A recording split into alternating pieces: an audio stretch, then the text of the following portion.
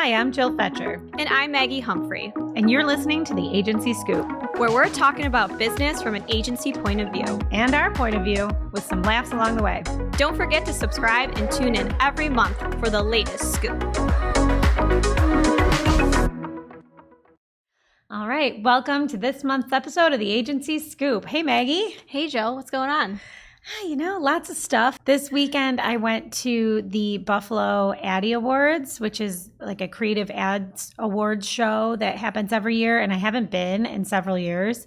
And I have to say, it was the highlight of my weekend. Super fun night out. I wore a totally sequin dress, so that was exciting. Grammy status. Yeah, and I was excited to hear several people brought up the podcast to me. Really? Yeah, because people that go to this show are all industry people, mainly people who work for agencies. And so a lot of people that I hadn't seen in a bit, and a lot of people brought it up to me, said they liked it. And some past guests that you may recognize, Laura Melinda and Trisha Barrett and Charlie Fashana. They were all there and spreading the good word about the Agency Scoop. That's amazing. Yeah. Well, hey, if you like the show, follow us. Yeah, exactly. So our creative team entered a few things. Unfortunately, we didn't take home any awards, but it was our first year entering in quite a while. And they really are the best of the best creative. So it was really inspiring to see all of the other great creative coming out of our area and all the different types of clients that agencies here work on. So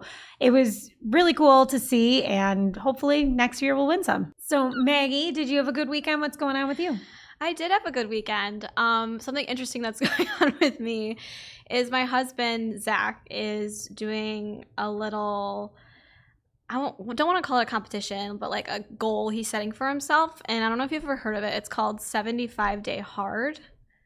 Stay hard. Yes, and it sounds hard. It's really hard. Sounds very difficult. Yeah, essentially what it is for 75 days, you have to work out twice a day. One of the workouts has to be outdoors for 45 minutes each.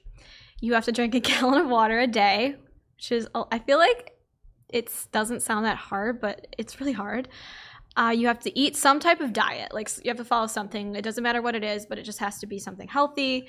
And you have to read 10 pages out of a motivational book every day and cut out drinking. So he is up for the challenge, and he started on Monday. And he was thinking about getting into it all weekend, and he was trying to drag me into it with him. But I just don't want to set myself up for that. But I told him that I would do 75 days soft with him. So like, I'll do the workouts with you. I'll eat a healthy diet. I'll cut back on drinking. I'll drink more water. But I'm not going to like hold myself to anything. Just make it a little bit more realistic for myself. Okay. That's the journey that I'm on right now. So what's going on in the news, Maggie? Looking at the trending news, I feel like there's just been a lot of talk about like the state of our economy and how that's impacting companies, more so their marketing budgets. I think there's no doubt that we're shifting towards possibly a recession in the near future, and I think that's making a lot of companies nervous. And of course, the very first thing they do is cut their marketing budgets back. The Standard Media Index actually said that national ad spend dropped 6% year over year, and it most likely will continue to head that direction. I just have to say, like, if you're seeing results, I feel like the worst thing you can do is decrease your spend, cut back your marketing budget. If something's working for you, it's bringing you revenue, bringing you business, why are you cutting that back? There has to be something else you can do that's spending money that's inefficient within your company than marketing. That frustrates me, but of course, I'm going to say that I work in an agency.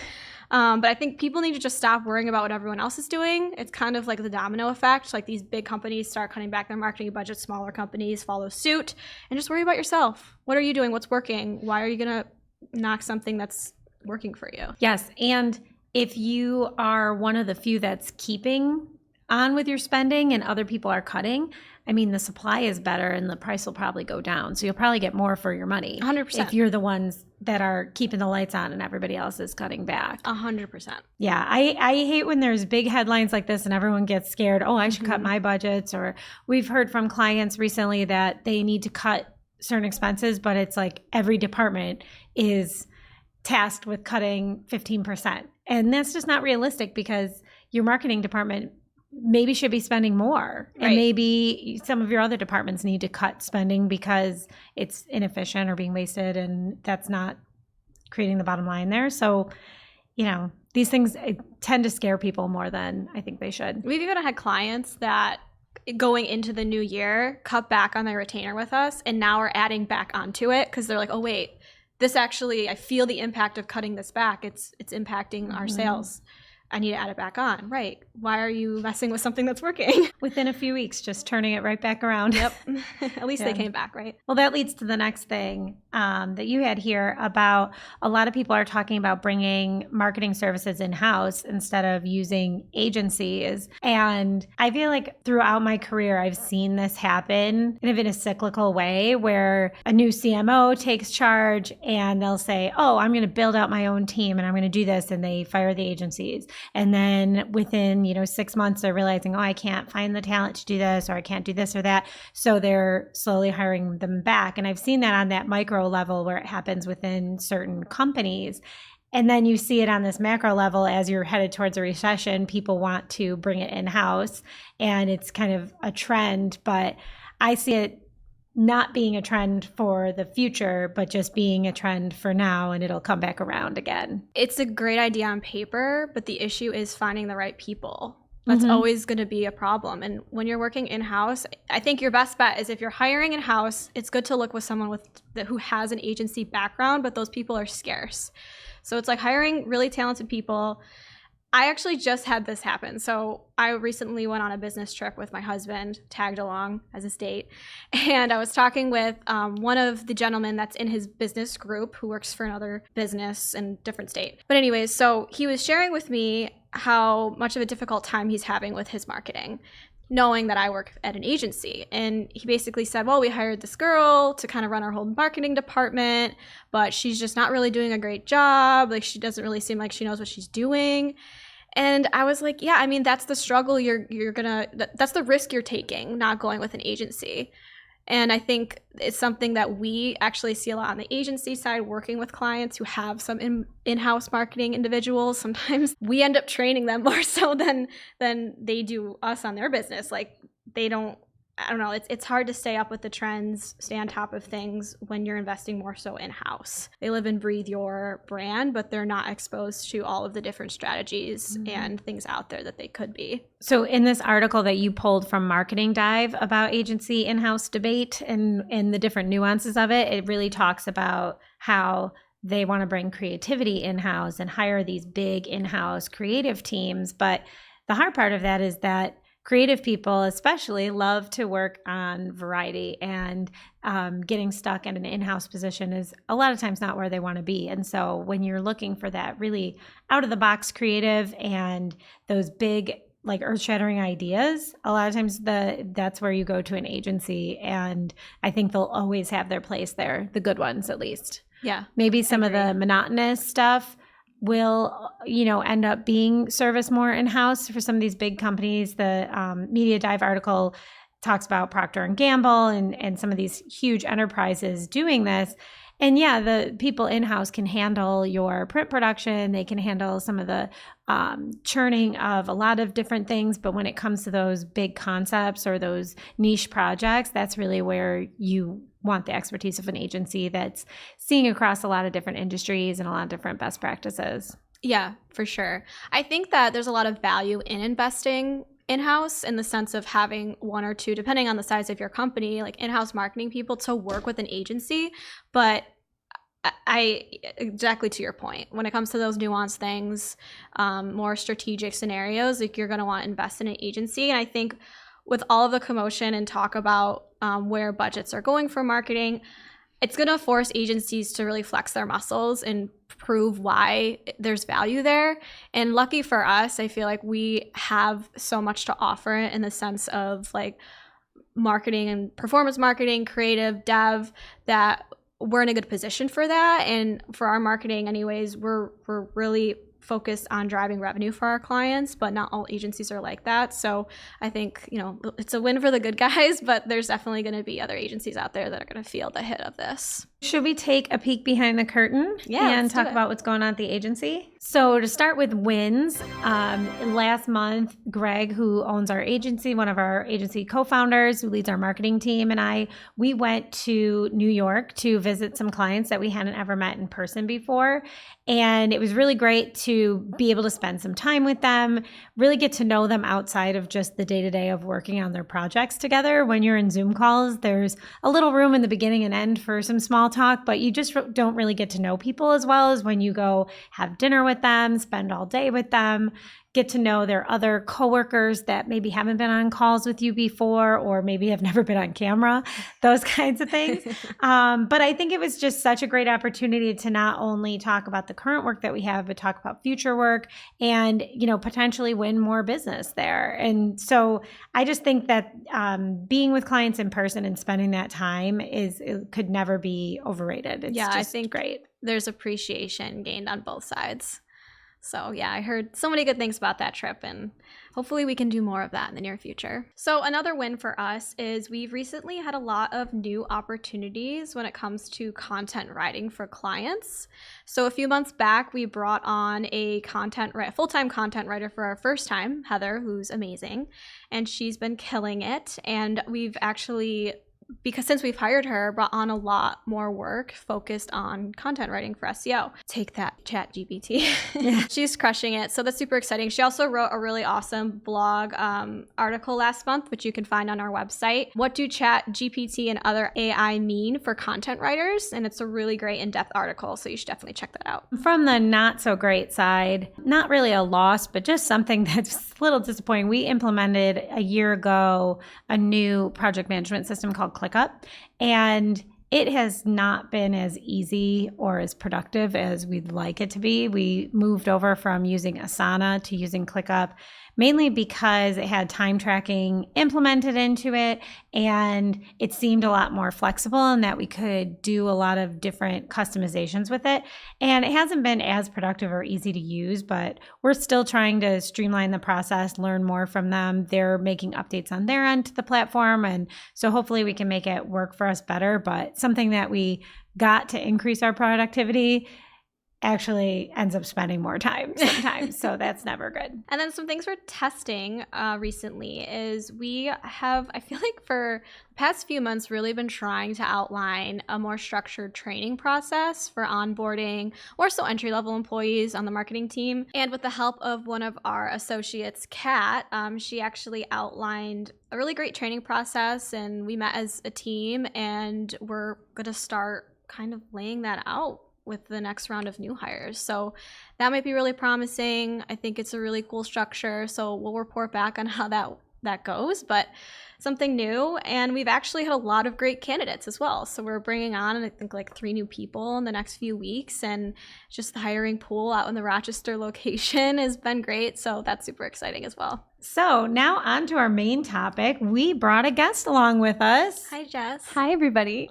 Hi, Jess. We're so happy to have you here. I'm happy to be here. Thank you. It's not my first time on the show. In case you haven't seen any previous episodes with Jessica Budde, she is a senior digital marketing manager here at Cypress North and one of our best friends and best bread and listeners butter of the agency. These are so nice. I'm done. I'm just going to leave after that set of compliments. Thank you. Well, we wanted to bring Jess on today to talk about our marketing team structure and go through that as kind of our main topic today, because she wrote a beautiful blog post just recently on the Cypress North blog about managing the client agency relationship. And we said this would be a perfect topic to talk about. So here she is, the expert herself. Here I am. So it's funny. I need to have my dad listen to this episode because he read my article and he was like, I still don't understand what you do. I've been doing it for almost 10 years, but he's like, beautifully written article. I'm like, thanks, Dad. If you don't understand now, I don't know if you ever will. Oh, Dads. Yeah. So maybe he can listen to this and figure it out. That'd be good. Thanks for listening, Neil. What we kind of wanted to start with was our structure and how it's evolved. And I know we've talked about this on the show in the past, that just the different things that we've tried with our structure and how it's evolved over time. But maybe, Jess, do you want to start and go through like what it used to look like and what worked and didn't work about it? Sure. Yeah. So when we first started, or I first started here, it looked like nothing. It was completely flat. We were very small, and everybody worked on every account on the marketing side of things, and we all just helped each other. And that worked while we were that size. But as we began to grow, obviously things had to change, and we came into what we had called the pod structure, just for lack of a better word. Like pods are like groups of whales or dolphins, I think. It's some sort of sea creature.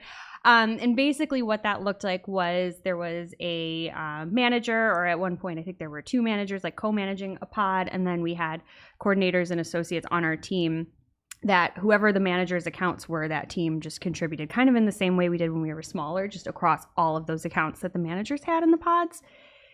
And that was fine, again, for a while, because people got to touch a lot of things and see different things and just jump in. But again, as we grew, it kind of stifled growth, I think, in some way. You guys can attest to that, that we had a lot of conversations where even if people were touching multiple accounts or multiple different tasks, they were really only exposed to 1 or 2 people's management styles, which is you know, not great. Yeah. I feel like it's harder for people to like own their work in that way too. Very much. Like you're not seeing something through every time if you're touching so many different accounts. It's also easier to understand the client from a business perspective and market their products better if you're in that account from start to the beginning to not the end, but through the life of the account, right? So if you're just constantly switching between different accounts, it has to be difficult. It is. It's difficult to understand what you're trying to market, and it's difficult, like you said, to really take ownership, because you just feel like you're shuffling around, just checking boxes, getting work done, and you don't necessarily, if you're doing task A today and somebody else does B tomorrow and it's towards the same goal, you don't really feel that sense of achievement either. So again, the work was getting done, but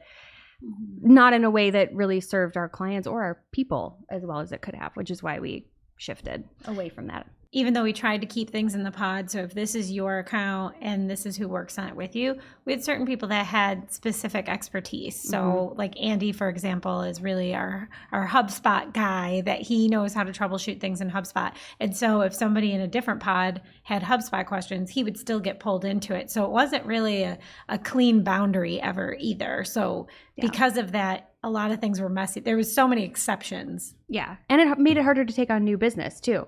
Because if it was something that was going to be, say, HubSpot heavy and there wasn't a lot of room in Andy's pod, then how do we do that? We just had to think about that every single time we took on a new client and how to kind of shuffle, which, again, makes things go slower and not as smooth. And I feel like when I started here, it was kind of in that transition period where we were trying to think bigger. What else? What could we do to better serve our team and our clients? And coming from a background that was very structured, so almost kind of the opposite. It was a little overwhelming, and it was kind of harder for me to grasp the client. And especially as a manager, you want to know that client inside and out and backwards.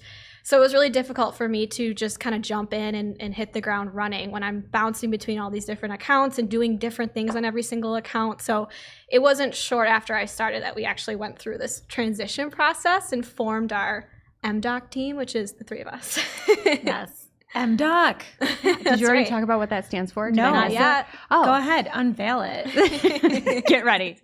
Marketing Department Operations Committee. Dun dun. MDoc. That is the sexiest acronym I've ever heard. Heck yeah, I can see it a light in the sky. We lead by committee essentially, and worked through some of these, I'm going to call them growing pains, that we have had as an agency, and particularly the marketing department. And figured out, well, if things aren't working the way that they are now, how can we change? How can we grow? And so that was a big part of like the first task of the MDoc, I think, was figuring out a new structure.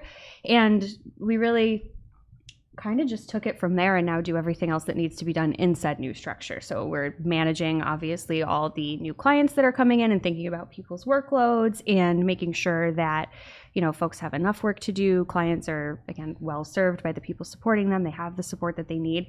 And then we also, which I think was a really big step for us, we had been talking about it for a while, but really needed the kick in the pants to implement it. We developed a new onboarding process, which, because of the new structure, which we should probably talk about first, really, really helped everybody get familiar with an account when we took it on.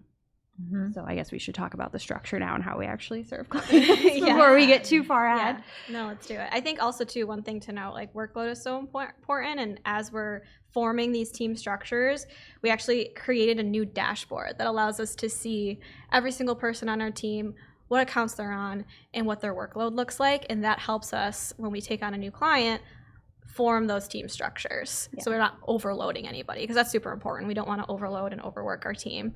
So that was a really cool thing that we did. And then, yeah, as far as the structure goes, we dedicated an account team lead to every single client. So they have some person that's going in between every single department. They're fielding client communication, and it just helps the client feel like they have someone to go to. So you have one dedicated account lead, and then you're going to break it down for, depending on what the service is, you'll have a specialty lead, whether that be PPC, SEO, HubSpot, and then you have some marketing team members to support that. So I don't know if you want to highlight on some of the other specifics there, but it's kind of like the basic breakdown of it. Yeah, well, one of the things that really drove the need for having that account lead per project was that more of our clients were becoming agency clients with multiple departments as opposed to marketing team clients. So when I came in, there was only one client that really had touched multiple departments, and most of the marketing clients were just doing marketing with us. They weren't necessarily working with the dev team or the creative team or the data team. And so we have a lot more of those clients now that touch the whole agency. And what was happening was we had the person managing their PPC, and they weren't necessarily talking to the person managing their website. And so by having this structure in place, that account lead really oversees the client relationship, but across all the departments. So if something's happening on the data side where our data team is seeing something in their analysis of what's going on, they can alert the account lead and say, I think this is going to affect what we're doing on the dev side, or this might affect what you're testing in PPC. And so that account lead is really the person that ties it all together, because while we're really collaborative as a group, having that step in the process or having that person to go to has become really valuable, because our people might say, oh yeah, I got to tell everyone this, but then it's like, you might tell 2 people on the account, forget another person, or, something along those lines where there wasn't a really good process to do that. So having that account lead really opened up those lines of communication across departments and across everything that's happening with the client. We had implemented a little bit ago certain steps and titles and what those people are responsible for, what a certain title means at the agency. So from coordinator to associate, strategist, manager, what those all entail. But when we look at the team structure, depending on the size of the client, the account lead is not always a manager. And I think that's really important. So if it's a smaller client that has a specific thing that we do, it doesn't have to be somebody at the highest level that is managing that account or being that account lead. And this gives our coordinators and associates and strategists the opportunity to lead without having to be a manager or manage other people, or kind of wait for that opportunity. It gives them these opportunities at smaller accounts or different size accounts to be able to practice that and flex those muscles. So again, so much more ownership when you have that opportunity. Yeah, and it's valuable too, because folks are exposed to all the things that we do as an agency too, because there is this structure, this overarching, this bigger picture visibility that the account lead is able to provide, and can see all the moving parts and how they work together. But then everybody internally does too, because before it was like you had a retainer for dev and you had a retainer for marketing, and those just kind of existed in a vacuum. But now everybody on both sides of things gets to see what each other are doing and how the work that they're doing impacts each other. And I just think it makes everybody smarter here too, thinking about the implications and consequences of things a client might be asking them to do. And it makes it easier to push back as well too, if like we could flag something ahead of time, like, you asked us to do this, but so-and-so got this direction, maybe we need to align and make sure that the goals are what we think they are, because we're hearing different things. So it helps give the client a go-to and someone they always know who's working on what and always have a point of contact, but it just helps us work so much better and more collaboratively internally. So I came from a more creative-driven agency before this, and every client had their account person. And so it may seem counterintuitive if your agency is already set up this way, that like your client has a go-to person.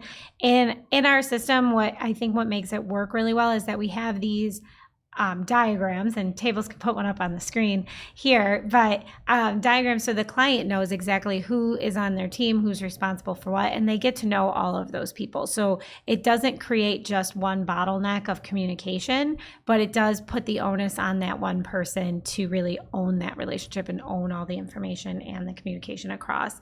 but the client knows every single person on that diagram. They know their whole team. They attend calls with their whole team.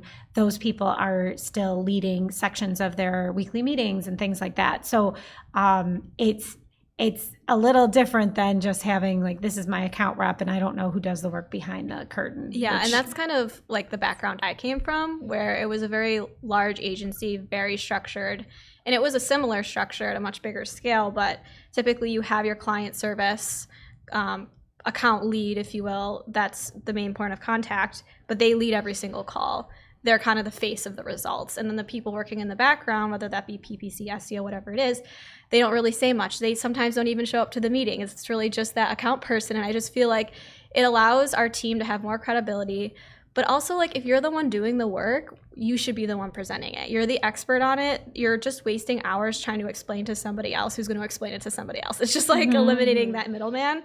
But it's still like the account lead kicks off the meetings. They own the work that they're doing. They're going to lead into the next person who's speaking.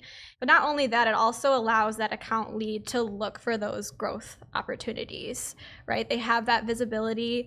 So not only pushing back, but hey, if it's something that it's a reoccurring ask the client has, let's explore that. We can add that onto the retainer. What do those hours look like? So there's just a lot of benefits to having that account lead for each client now. A lot of our account leads are also, we obviously do the work too, so we understand how things work in general and can speak to it, say if somebody's like out of office. But I think just stepping back and letting people talk about the work that they're doing and giving them that ownership in their area of expertise is it's a great growth opportunity for them. And it just, again, I'm going to say this so many times, serves the client better because they know they're talking to the expert and the person that's doing it, and they can feel supported and develop that relationship. If they do have a very technical question and just want to go right to that person, they know who they are, they can do that. So how do you think it's going, Jess? I think it's going amazing. I personally have never been happier. I feel like things are actually easier. It took us a while to get here to figure out what it was going to look like and really do this, but even on our smaller clients or marketing only clients, the structure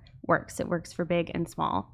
And I don't know, I feel like we've gotten a lot of really positive feedback from clients too that have just been happy because we were fully transparent, like, hey, your team isn't changing, but we formalized the structure and here's what it looks like. And we were very honest about that when we rolled it out to existing clients, and they've felt the change for sure. I know my clients have said over and over and over again, like, this is just great. I know who to talk to and I know things are going to get done and things don't slip through the cracks this way. Somebody's always looking out for big and small. And internally too. I think our teams, they are really happy with the new structure. Again, we already said it, but it allows people to own their work. Yeah. And it also just kind of takes some pressure off of even like strategists. I feel like before, a lot of our strategists were having to worry about client communication when that's not really their main focus. Their main focus should be like performance, whatever it may be. And it allows that account lead to take that off of them. So, and I think everyone seems happy on both ends of it, and that's really all we wanted, and so far so good. So we're going to keep going forward with it. For sure. I think it's easier for people to bounce ideas off of each other too, because you might be the lead on SEO, but you have that account lead who sees all of it, and you can have that conversation. So it just, again, makes the ideas come out faster and they're better executed on because of it. With all of this, our culture really still hasn't changed. I think that while it seemed like a major shift and it was a big documentation of the structure and the process and all of these things that are changing, I think we've, if not strayed away from our tenants, we've really strengthened them. This whole we're in it together. There's none of that attitude of that's not my account, not my problem, or I'm not the one in charge of this. Everyone on these teams feels really that ownership of that account, whether they're the lead or not the lead, because they know their name is on it. They're on that team. They're not hiding behind the client communication person. They're the one responsible for the results too. So it's really given that level of accountability to people. And we've always had that as part of our culture, but it just reinforces it, I think. Jess, thank you for coming on to share that. Would you like to stay for our favorite segment, Don't Be That Girl? I would love to stay. Awesome. I hope I'm not that girl. You are not. You're never. But I was there for this But one. yeah, you were here for this one, so that's why you have to stay. Oh, that girl was not my friend. No. And it was a guy. This story takes us back to last year. And one of our longtime clients, 8-9 years that we had been working with them, that Jess had been working with them The whole time. doing PPC SEO work. We did a little dev work for them, just a lot of digital stuff for them. But they are a very sales-driven organization, not necessarily marketing-driven. One main marketing person the whole time. Huge global company. Yes. Tiny marketing team. Yes. And they got a person that moved into the CMO role from the sales side. And he literally got the job and said, marketing doesn't matter. And basically fired their PR agency, fired anybody else that was doing marketing in different regions of the world. Fired a lot of their own team. Kept our contact, and he saved us for, I don't know, a couple months. He said, you can't cut Cypress North. And so he said, well, I'll let them basically beg for it, is what he did. So Yeah. do you want to talk about what we prepared? No, because I'm Took years still off of having Jess's nightmares life. about it. No, we knew the context of this meeting going into it, but we essentially prepared a beautiful presentation that got into our historic relationship, all of the things that we were doing, all of the things that we had been fighting to try to do, all of the things that we would recommend doing, especially knowing that there would be limited marketing dollars and ideas for how to spend what we had and be a lot more strategic. But much, of course, of it was hinged on the fact that marketing and sales do not talk to each other at that organization, nor do they want to. And we had been encouraging that this entire time, and we had been doing our best job with the limited systems that we had in place. But we prepared this amazing presentation. That you worked hours on, by the way. Oh my gosh, these two helped me so much. And it was like just before I went on vacation, my whole vacation was ruined because I was worried about it. And it was just like a whole It's like a storm thing. cloud over your head. And we worked so hard on it because we were going to fight for our lives, right? We had this client for a long time and we enjoyed working with them despite the limitations that we had. And we really wanted to keep it because we thought that if we could just do what we wanted to do and turn this new person into an advocate, that we might actually be able to make even greater changes. So I wouldn't say that we went in on it like just feeling super high, like it was going to go well, but we felt really good about what we prepared and we knew that we gave it our best shot. Yes. However, we didn't even get through the whole meeting. We did not get through the entire presentation. you I'm made it, like, sweating now 3 just slides thinking in. about it. Oh 3 my slides goodness. in. Yeah, no, it was rough. Basically, he said in a nice way that this is cute, but I like the quotes that you This is cute. nice. Yeah. this It was is very cute. yeah, this is cute, but like it doesn't really matter what you're gonna say because I'm still cutting the budget. Yeah. We would have just appreciated the acts versus putting all of that Yeah. work into it, to be honest. Like Yeah. we're all about transparency and we wouldn't mind getting some back sometimes. Yeah. It Yeah. was rough. He Yeah. basically said that he is more interested in just building like relationships, like word of mouth to gain those sales versus actually market anything. And what was amazing was we had Greg on the call with us, and thank God for that, because I feel like sometimes you're a little hesitant to push back on the client, especially in that type of scenario. But you know, one thing we pride ourselves on at Cypress North is that we want to work with people who want to work with us. And if you don't see the value in us, then we're not going to waste our time. And Greg basically said that in so many words. Not only that, but like totally had our backs too, which we are big on supporting each other and, you know, Team CN, and felt very supported in the defense that Greg came to because he knows we were doing good work and advocated for us despite how angry he was throughout. Yeah. So even though spent grueling hours preparing that presentation just for it to get cut short, in the end, I think it was a blessing in disguise. And we were able to bring on new business and better opportunities for us. So all in all, it ended up okay. Yeah, we But sure are. What a roller coaster that was. And you had just started too. Yeah. We just dragged you into the mud with us. Like, help! I think it was like my 3rd or 4th day, and it was like one of my first client meetings, like being a part of, and Greg just like shut this guy down. I was just like, oh my gosh, this is awesome. It was something to behold. Yeah. And here we are. At the end of the meeting, my favorite was that he said, for a next step standpoint, after he cut us off in the middle, said, I don't want to hear anymore because I'm cutting this anyways. He said, well, if you want to put together a proposal and keep trying to convince me. No. And we said, nope, we're good. One of those instances, don't be that guy. Don't be that girl. Yeah. See ya. Thanks again, Jess, for coming on the Agency Scoop. Thanks as for having me always. again. Anytime. You can come every week, every month. Yeah, we Actually, I'll love just this. sit here and Yeah. pigeon back and forth. Look at you guys talking. Love it. Love it. So check out our social media, LinkedIn, Instagram, Twitter. Let us know if you have any stories that you want to share about clients or anybody else you worked with that you want to Yeah, we'll throw out there as a vent cautionary for you. tale. And we'll see you next time. See ya. Bye.